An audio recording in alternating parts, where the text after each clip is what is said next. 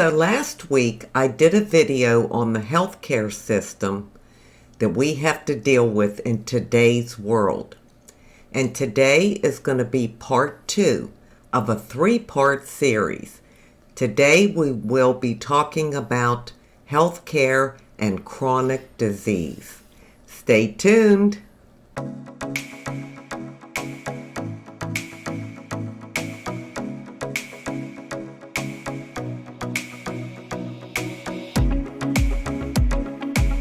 Hi, and welcome to my channel. I have my partner here today. I wanted Dave to be part of this video because he is someone who is dealing with chronic disease.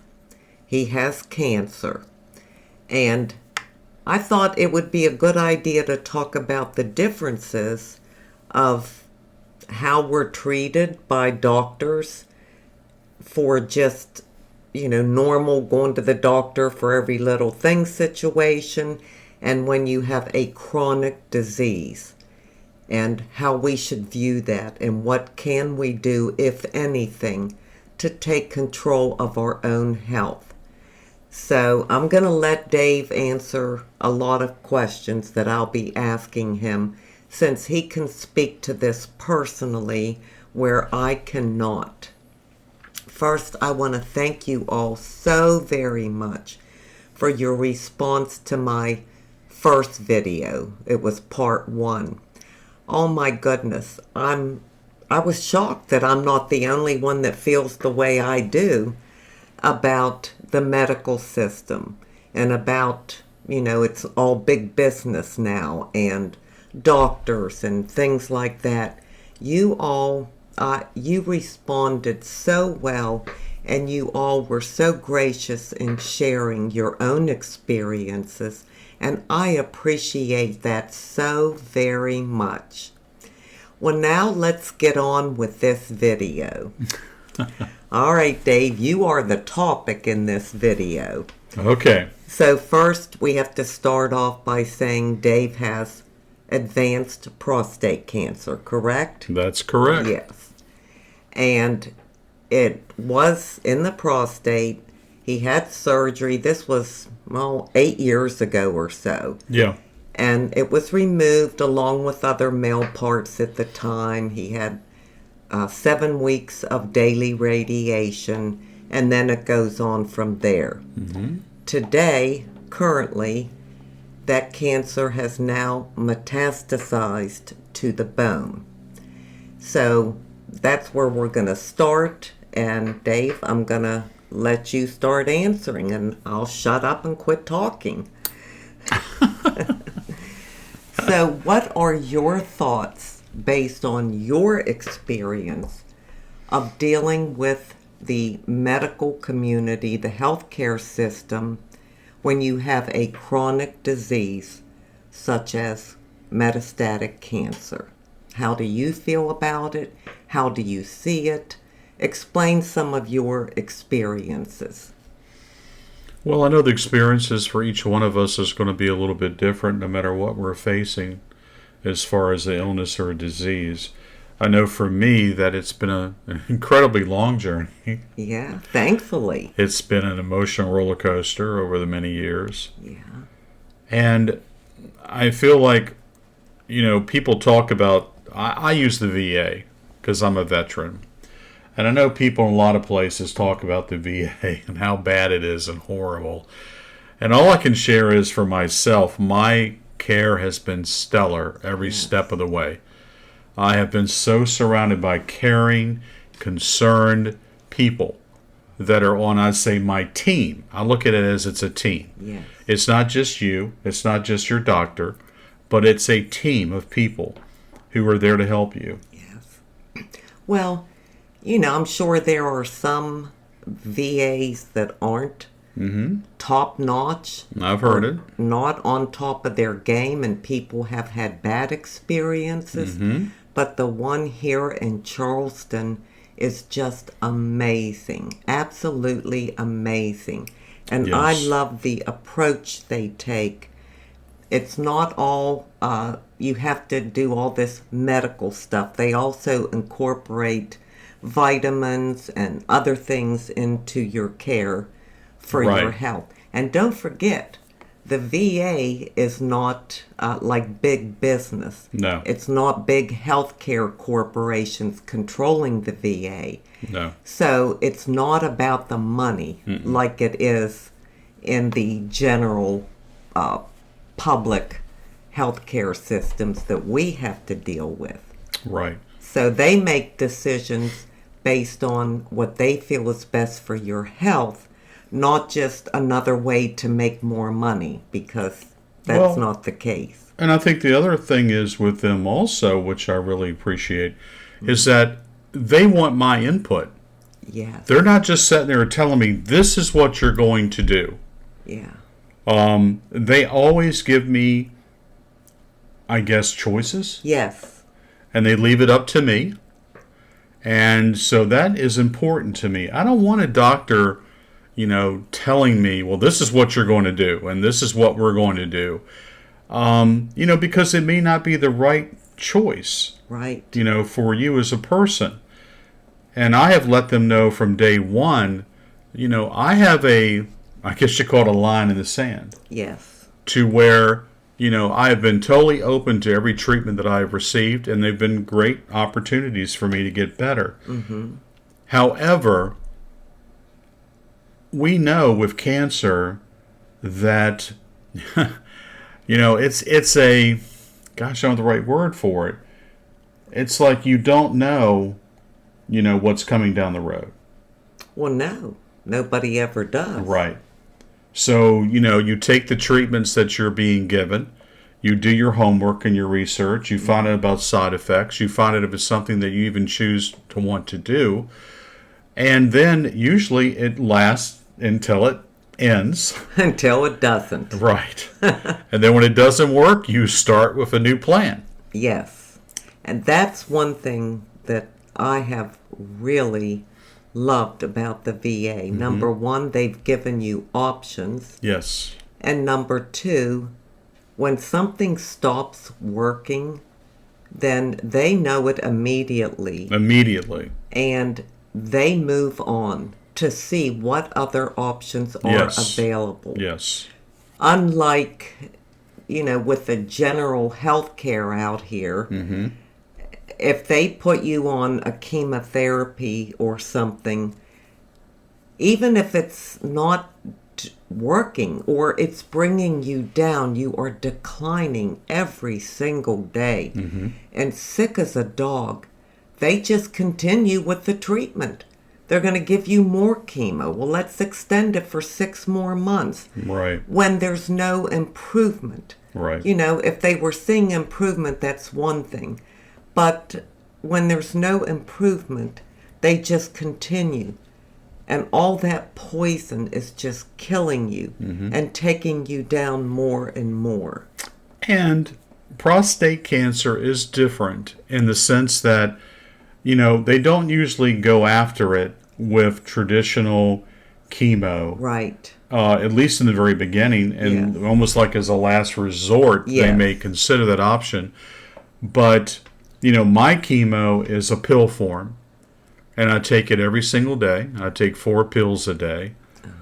And, it's specifically for prostate cancer, meaning that those particular drugs they have found work extremely well. Yes.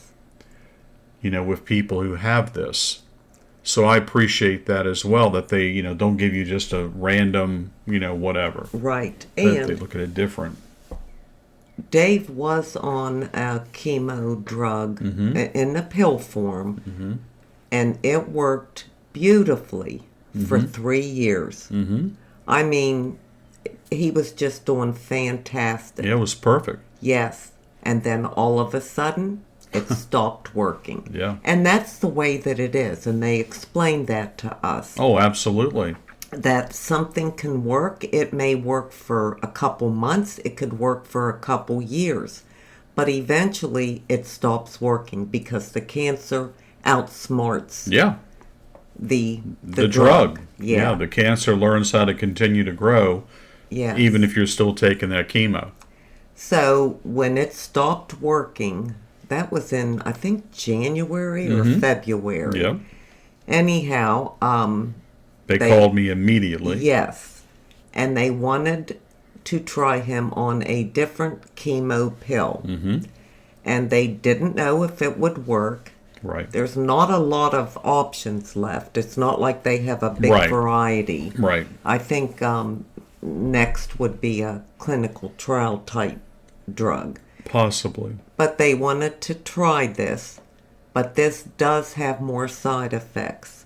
And it's can cause more issues. One of them is sweats, Yeah. which I am doing currently. I'm having a hot flash. Yes. Oh, wow. So they explained all that to him and said they would give it a try. He may not be able to take it because of the side effects. Right.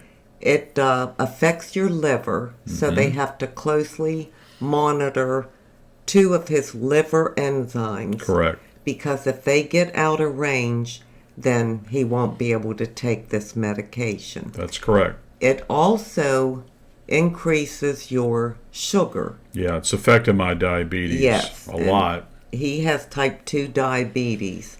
And even though he takes metformin for the diabetes, this chemo, along with the prednisone that you'd have to take with it, is Right. really elevating his sugar. Yeah. So now he's taking an injection every day along with the metformin. Right. And it's helping a little, but not enough. So they'll either have to make an adjustment on that, or they may say this just isn't going to work for you, this particular chemo. Right. And they do test his blood every week to monitor these things, which is a pain for Dave. I feel like I've lost, I don't know, gallons of blood. Yeah. I mean, every time I go in, I'm like, oh gosh, 5, 6, 7 vials of blood. Yeah. You're like, oh, enough's enough. But, that's something that has to be done. Oh, yeah, absolutely. So what is your overall view on, dealing with chronic disease? And, how do you view it all, the total picture?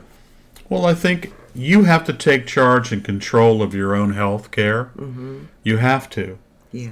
And if you go to a doctor for any kind of chronic disease and you don't feel good about the interview or the first meeting with that doctor, if you feel like they're not really listening to you, Yes. if they're more talking to you and telling you, oh no, this is what we need to do, get a second opinion, get a third opinion if you have to, until you feel like you reach the right people Yes. that are going to take care of you and offer you the best treatment possible.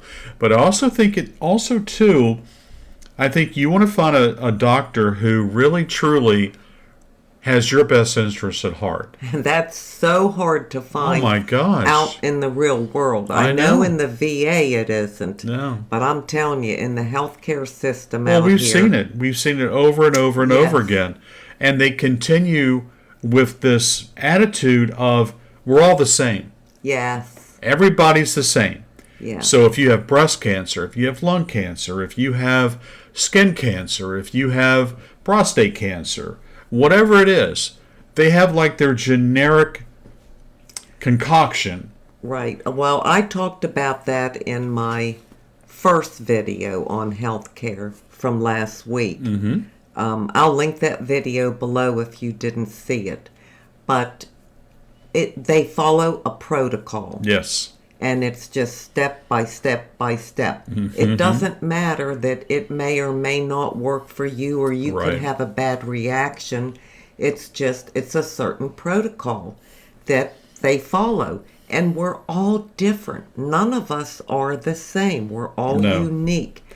And that's why it's really important to be looked at as an individual. But you just can't find that in today's I world. know. And it's sad. It really is. Yeah. It really is sad. And I know for me, also, it's like,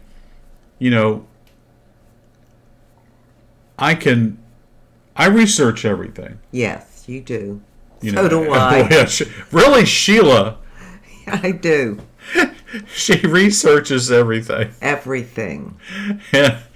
So, I'm very grateful for that. I mean, if you have a partner, it is awesome if your partner can really plug in and really help you to get the right care. I think that's vital too. Yes. You have to have an advocate. You have to That's advocate, it. Yeah, advocate for yourself. I like that. And then also have an advocate to partner up with you. I think that's critically important. And another thing the VA is doing, which they've already started me because they did one part of it, they're doing the DNA work on me. The genetic testing? Yeah, the genetic testing. Because, they're finding out that, if this one, concoction that they give people for a certain cancer, well, if it's not working for you, and you're not improving, and you're just getting worse, then obviously that is not working for your specific genetic makeup. Yes. And without doing DNA testing, there's a lot of unanswered questions that they're never going to get answers to. Yeah.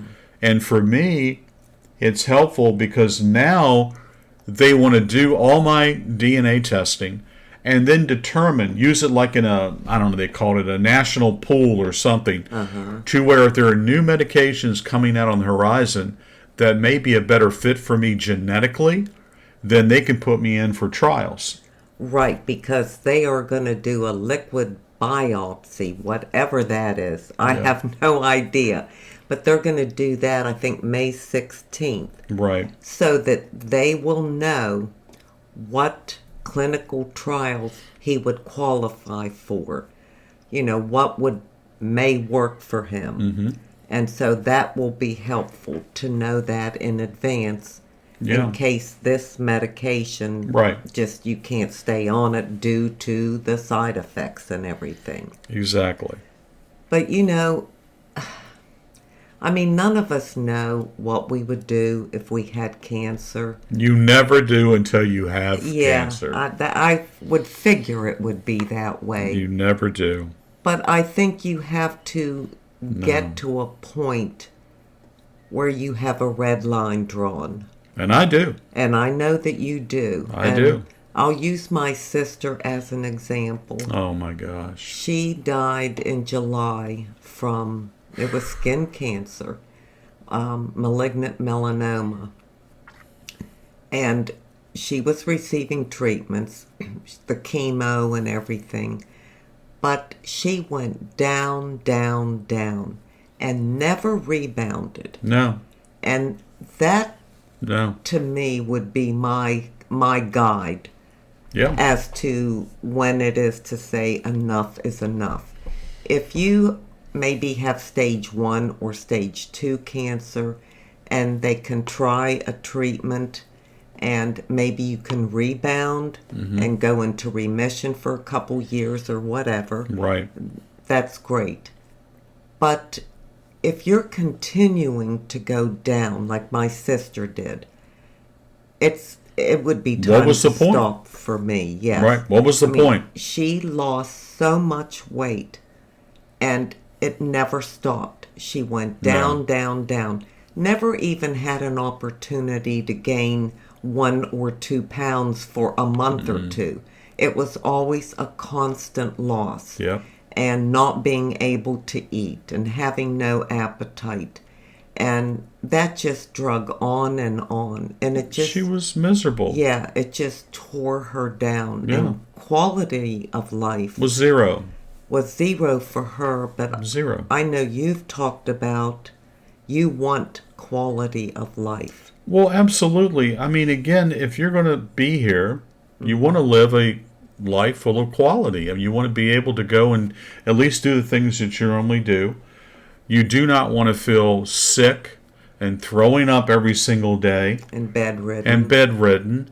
And just, like you said with your sister, just little by little, just slowly melting away. Yeah. Until there was nothing left but bones. Yes. And that was the most horrific thing to go through and witness that I've ever experienced. It was horrible.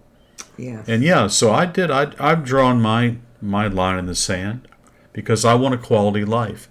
And if somebody tells me, well, if you do full-blown chemo infusion, we can give you 6 more months or 8 more months or whatever. Well, first of all, we are very faith-based, both of us. We are Christians. And I don't know. They're not God. No, they're not. And to sit there and tell me, well, we're going to give you 6 months or 8 months more, what's the point of the purpose? I mean, if the end is going to be the same result, why in the world would I want to suffer for 6 months or 8 months or whatever, be miserable and suffer? Why? Yeah. I don't know. All of us are different, but I feel like I just don't understand that. I really don't. If it's your time and you know it and God knows it, then spend the last time you have enjoying as much as you can your family and your life and your friends. But also, because I have a faith, I've always know where I'm going. I don't have to fear. I fear nothing. Yes. Absolutely, I fear zero. Because I know where my heart is and where my faith is, and I know where I'm going. Yes. And that makes a huge difference, I think, too. And we may not be healed on this earth of whatever chronic disease we're dealing with, but we will have a complete healing when we leave this earth. Absolutely. And that's something to really, really think about it. Yeah, We're not all healed here on earth, but we are all healed when our life comes to an end. Well, and that's something else I really appreciate you as my partner in life, because you respect me enough to know those things, to know that when I'm done, I'm done. Yeah. But she respects that. Yes. And she would grant me that. Yes. Where some people, all your family and everybody else is saying, oh, you should try this, and you should do it because that's going to give you, and maybe it'll be cured or whatever. Well, I don't believe that term of cured. I believe when you have cancer, you have cancer the rest of your life. Yeah. As long as you're alive. Those cells are always going to be inside of your body somewhere. Microscopic cells. Somewhere. Yeah. And they're just waiting their time to regrow and become more aggressive and all those things, because cancer cells are extremely smart.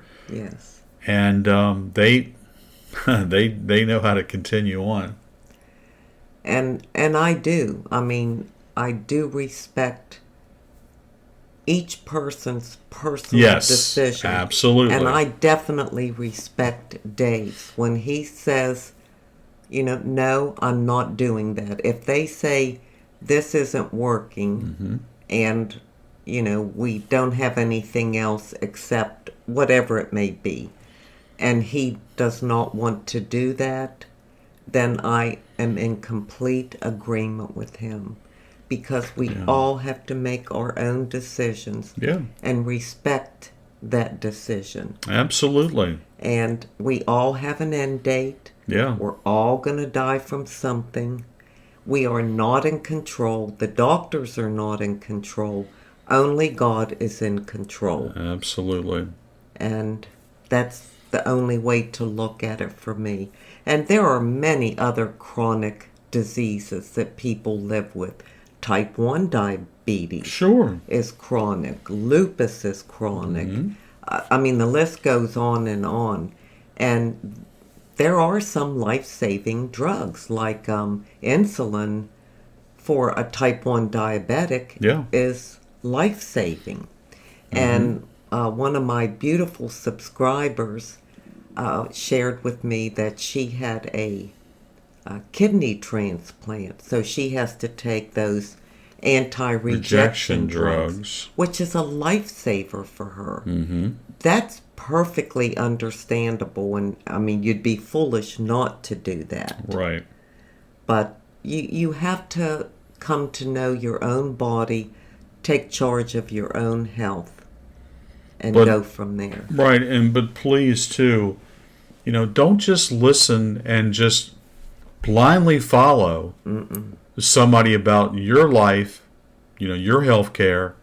You can't do that. You just can't. You're foolish if you do that. Yes. I'll bring up one other thing and then I'll wrap this video up because, as I said in that part 1 video, I could go on for hours on these topics here. But always read the medication list, the side effects and everything. Absolutely. And research them and look into them. And for an example, Dave has what is called candy cane bones. They're brittle bones because of the treatments he has had. Yeah. So they've done bone scans on him, and he has I don't know if it's Penia, okay, not porosis yet. Right. But anyhow, osteopenia. They said his bones are going to get more brittle and they'll be easy to break and things like that. And they wanted him to take that medication that they want all women over 65 to take, that's supposed to keep your bones stronger. But the side effects, he said, no way, I'm not taking it. I'd rather have my bones broken than take it. Plus, once you stop taking that, your bones go back to exactly how they were before you started taking it. So you have to take it for life. That's right. He discussed that with his oncologist and his team, and he told him no, he wouldn't take it.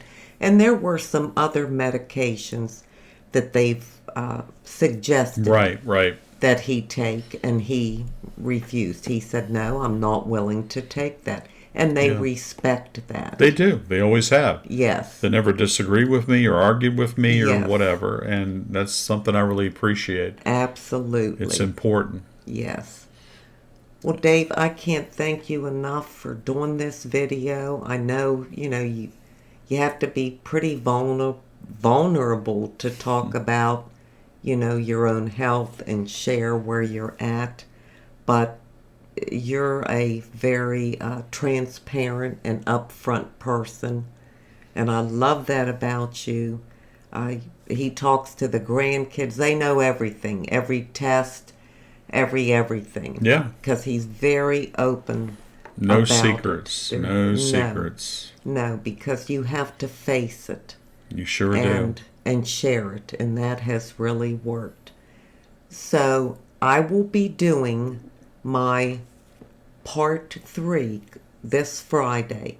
Now, originally I was going to just do part 1 and 2, and today would have been my part 2.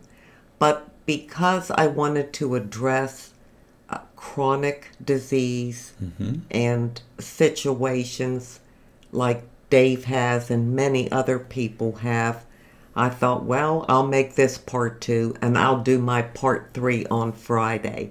And that will just be a wrap up, going over a few more things, screenings and things I will not do, absolutely not. And then I'm going to answer a lot of questions I got, like how do I kind of take care of my own health if I don't go to doctors and take medications. And I'll share with you what I do. And believe me, it's nothing fantastic or earth-shattering.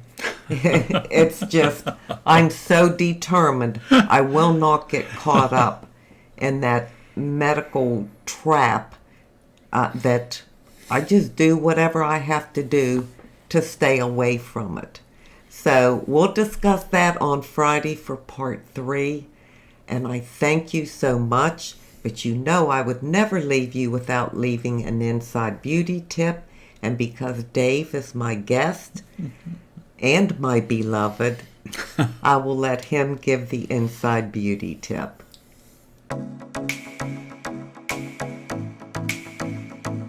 My inside beauty tip today comes from Ecclesiastes 1-2. Yes. Okay. And it's all yours. Go for it. Oh, goodness. There is a time for everything, and a season for every activity under the heavens. a time to be born and a time to die. And for me, that says it all. It does. It really does. Yeah. I mean, it couldn't be any simpler. I mean, I think for all of us, gosh, in this world we're in today, oh man, there's there's so much going on out there to keep us younger, to make drugs that will never grow old, and the list goes on and on and on and on. And the reality is, we weren't meant to be here forever. No. We weren't meant to be 12 for the rest of our lives. You know, we experience what we do. We grow older. We learn. We have wisdom and knowledge. And I think Earth itself for us, I've always believed this. This is not our home. No. It really isn't. This isn't our home. Our home is in heaven. And so we live here on Earth, I think sometimes, that God is like pruning us like a tree. You know, He's pruning all the bad things off of us and helping us to grow and learn and become more Christ-like so that when we do return to heaven, we're prepared, we're ready. And I think that's important and vital for people to understand. Don't get me wrong. I think I would be a liar if I said, well, you know, I want to die. Yeah. You know, that's not the truth for anybody. None of us want to die. But the truth is, for me anyway, because I have a faith and I have a belief, that's all I need. Yeah. You know, I know where I'm going. I know where I'm going to return. I'm returning home. And so for me, that makes it all perfect. Yes, and I mean, nobody and nothing can ever get ahead of God, ever. No.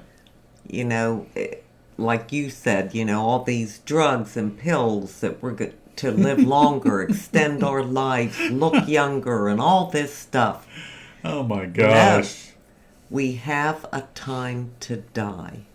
And that time is set before we are born. And that's the way it's going to be. God is in control. We aren't. Right. It's as simple as that for me, too. Absolutely. Well, thank you so much.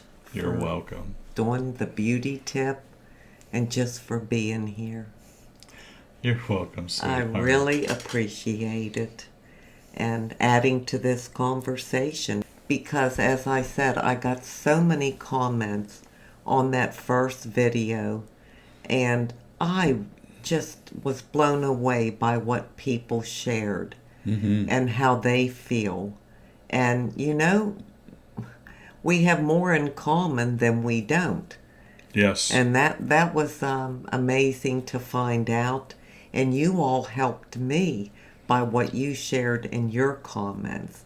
So thank you. And until we meet again, which will be on Friday for my part 3 and final video on this topic. Until we meet again, this is the old girl. And I guess that makes me the old guy. Yep, signing out. See ya. Bye, everybody.